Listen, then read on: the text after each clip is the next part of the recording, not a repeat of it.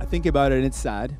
I think about the times I was told in my life that I couldn't do things because of the way I looked. People are judged based on their color of their skin, their sexuality, their gender, where they come from, the language they speak or don't speak.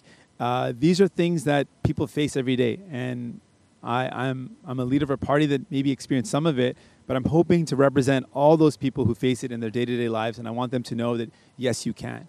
Yes, you can succeed. Yes, you can become elected. And yes, you can become Prime Minister of Canada.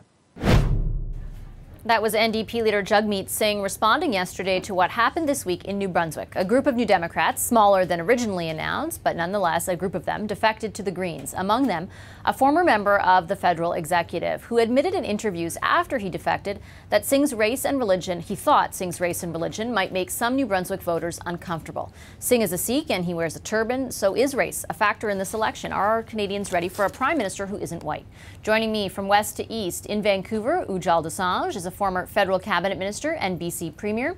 In Toronto, Olivia Chow is a former NDP MP. And in Montreal, Yolande James is a former Quebec Liberal cabinet minister. Hi to all three of you. Really nice to see you. Thank you very much for giving up some of your Friday evening for us. Mr. Dosanjh, I'll start with you. I just wanted your reaction to the comments that came out of New Brunswick this week and your feelings on that.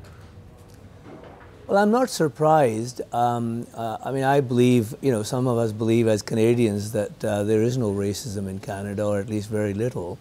But we've known that Canada has racism in many of its nooks and crannies. And when you're confronted with those kinds of differences that Mr. Singh represents, it comes out of the woodwork and confronts you. And added to that, and some of it is happening because, as Ipsos poll just said the other day, that Canadians feel that there's something, the society is broken and the system is rigged for the rich and the powerful. If you add those two things, that's a noxious mix. That's a very dangerous mix, and it is in that context in which this is happening. And obviously, Mr. Singh, other than going to New Brunswick 2 or 3 times in the last couple of years, couldn't eliminate racism all by himself. Ms. Chow, you were nodding your head there as Mr. Dosanjh said that. Why? Life is unaffordable for a lot of people, and they're struggling, working really hard and yet not getting ahead. Housing is expensive, medication is expensive, everything is expensive. And sometimes it's there's a tendency to say, well, maybe it's the fault of somebody else, the other. And some would think there's migrant workers. And yes, there are too many migrant workers in Canada. And we should have a policy that if you are good to work here, you're good to stay here. So there are some government policy that sometimes causes resentment, and I think the thing to do is to face it head on and find the common ground that connect all of us, no matter what our race or religion might be. And if it's hard to make ends meet, let's change the system so that life is more affordable. Yolande, and I'm calling you Yolande because I'm used to having you on Power Panel. Yeah, well, not Ms. what else are you going to call Sorry. me? my apologies. What do you think about what happened in New Brunswick, and specifically then also as it relates to Quebec? Because the elephant in the room is the feelings of Quebecers, at least as they've been polled so far, towards Mr. Singh, and how much of a contribution race plays in that. Well, it'd be interesting to poll the rest of Canada as well. I think, for one, I wasn't surprised either. I guess a lot of people might be taken aback because he was bold enough to say out loud what a lot of people have been saying, not just because it's Mr. Singh, but way before. The issue of racism and discrimination in Canada is not new, but I think Jagmeet Singh being the first, and I think it's important to remember that, the first national party leader of color changes the dynamic, one, for his courage, but two, also I think will, in a certain way, bring throughout this campaign a come to Jesus moment with our own reality with respect to race, whether it's in Quebec or in the rest of Canada. In a lot of ways, we look to whether it's the United States or other parts of the world, and feel that we're better than. But I think not only with respect with what happens within the NDP party and defections or whatnot, and the comments made in New Brunswick, whether it's the debates on Bill 21 and all religious symbols and people of color here in Quebec. I mean, we have a premier who believes that there is no systemic racism in Quebec. So if people feel like things are all good, hopefully at least this campaign will force us to come to terms with what's happening, and also not seeing the fight against racism and discrimination as something that I'm trying to take away, or that people are trying to take away from the majority. That is something that we should be fighting against on the same playing field as poverty and healthcare for all, with the same thing. But right now, for all kinds of reasons, we're in a dynamic where the presence of people that are different in positions of power present a threat to people, and we have to be realistic about that's what's happening and address that. I wonder, Mr. Desange, also if there's is there a difference? I mean, I think it's 14% of Canada's 42nd Parliament, 47 MPs were elected visible minorities. Is there a difference between that and running to be Prime Minister, do you think? Oh, absolutely. Obviously, an MP, a backbench MP, is a backbench MP, and the ministers are ministers. Ultimately, it's the Prime Minister that wields the power. And when people see the other taking over, so to say, there is an anxiety that Canadians have, just people, just like the people in the rest of the world, in Eastern Europe, even in Britain with Brexit and the party, Nigel Farage's party, obviously south of the border.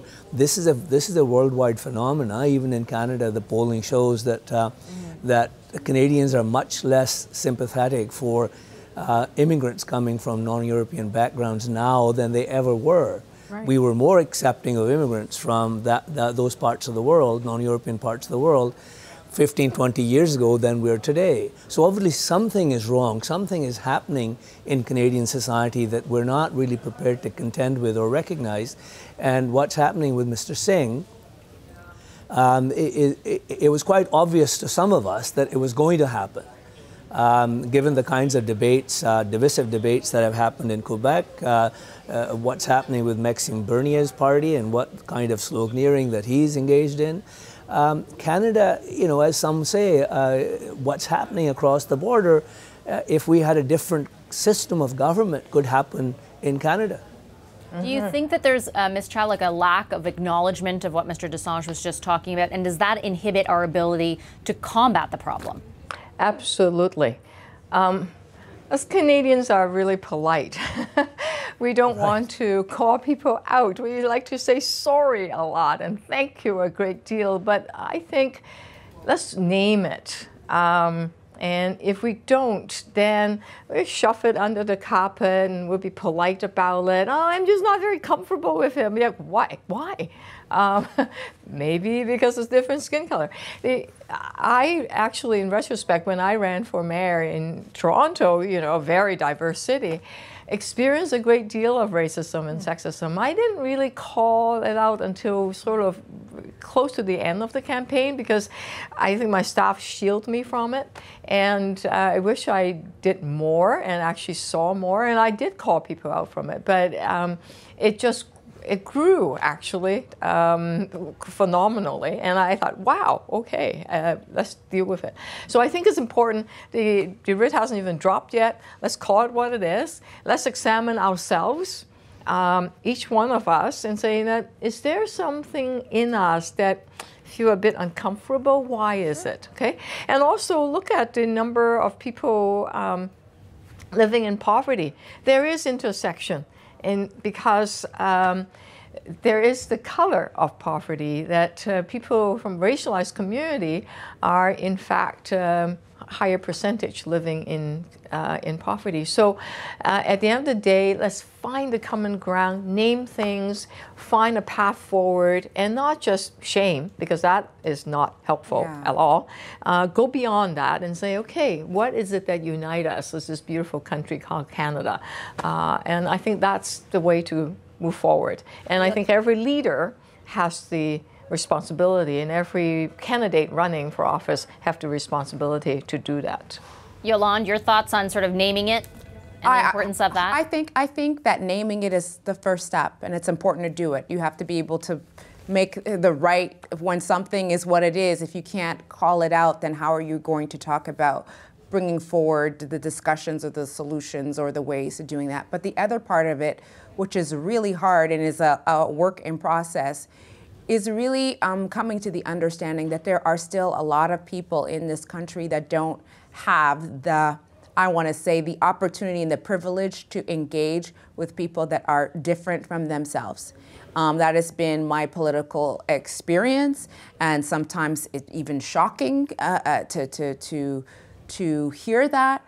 But once you understand that, for the most part, people who don't have that experience, their perception of you is framed often negatively from what they might have seen, I'll say it straight out, in the media or read in the paper.